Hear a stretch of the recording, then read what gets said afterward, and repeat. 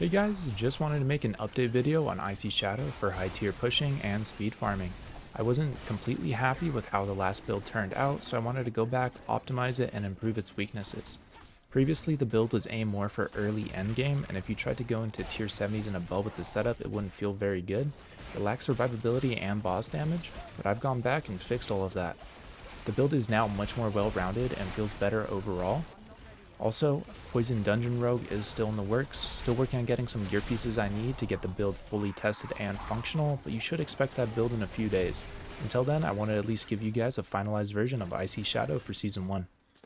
So starting off with our skills, we're still using the same setup, that being Shadow Step, Dash, Twisting Blades, Shadow Imbue, Smoke Grenade, and Puncture with combo points.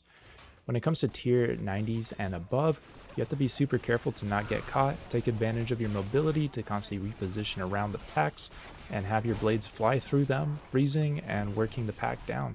Smoke Grenade is your engage and panic button. You want to target elites with it so you can burst them down and so they can't attack you.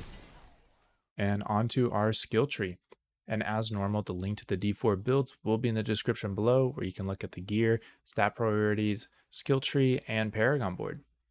So we're just going to talk about the changes here, and there's only two main changes.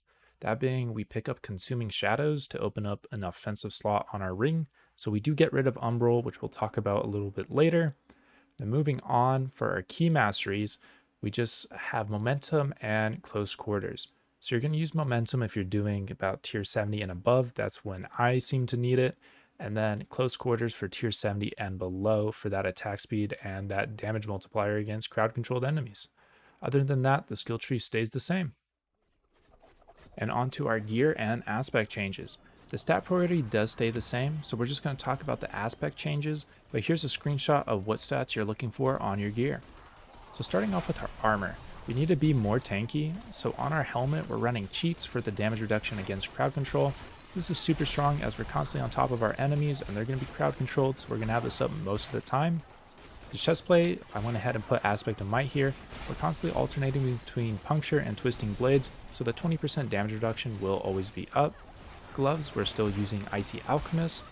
Our pants, we have Disobedience for the extra armor, and the boots, we're running Penitent Greaves to chill in order for Icy Alchemist to proc and freeze the packs. For our weapons, we're still using the same crossbow with the Blade Dancer's aspect, and for our daggers, we have Ashira's and Condemnation.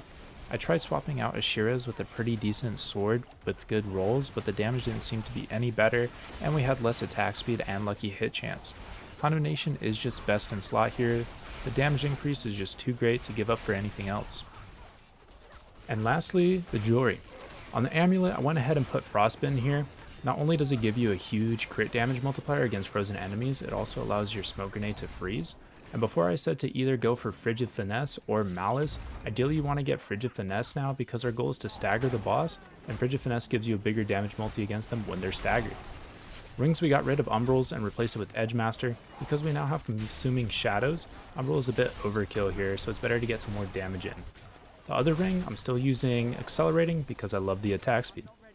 We also want to get a third ring to swap out our Edgemaster's ring with when we get to the bosses. This will be our Energy Sustain and Boss Stagger ring, which will make the boss fight a breeze. For the hearts, we're using Revenge for the damage suppress, Tempting Fate for the crit damage increase, and Vile Apothecary for attacks with all imbuements. And on our boss ring, we want to get Calculated to quickly stagger the boss. And when the boss is staggered, you'll see the boss's HP just absolutely melt. And lastly, the Paragon boards. As you'll see, we dropped an entire Paragon board here, and the reasoning for that is we do need the extra points to go into more defensive passive nodes. Even though we have a bunch of new defensive aspects on our armor, we're still lacking in defense when we're doing tier 100s. So throughout the board, we pick up a bunch of different rare nodes and magic nodes, like damage reduction against vulnerable, damage reduction against close, and damage reduction from elites, along with the different life nodes. For the glyphs, we're picking up Closer, Combat, Turf, Exploit, and Control. You can swap Turf out with Chip, but the reason why I choose Turf is because of the additional 10% damage reduction against Close. And then we're still picking up Tricks of the Trades and Cheap Shot.